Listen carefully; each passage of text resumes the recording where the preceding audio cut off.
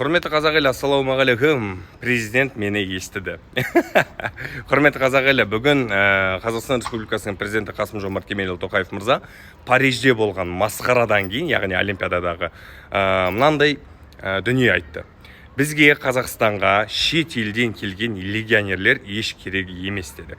Себебі ол легионерлер біздің өзіміздің спортшыларымыздың жолын жабады деді. Яғни Қасым-Жомарт Кемелұлы Тоқаев мырза да түсініп тұр ғой, легионерлер ешқашан қазақ жері үшін, қазақ елі үшін ондай қып тер төкпейді. Оларға намыс деген сөз жай ғана түсініксіз сөз да, әйтеуір. Намыс дейді қазақтар болды, не екенін не понимаю деген.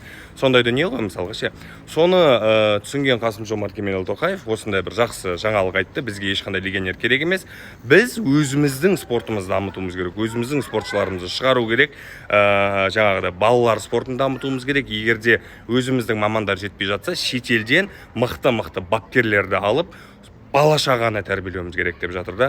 Құптайым, дұрыс, өте дұрыс. Себебі легионерлерден тағы да бас тартудың себебі біздің елімізден шыққан спортшыларымыздың, яғни талантты спортшыларымыздың ол легионерлер жолын жабады дейді.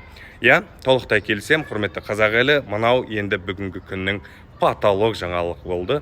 Құрметті қазақ елі, шырылдап жүрдім ғой мен баяғыдан бері. Бізге легионер керек емес деп, енді кәдімгідей қуанып тұрмын. Аман болайық қазақ елі.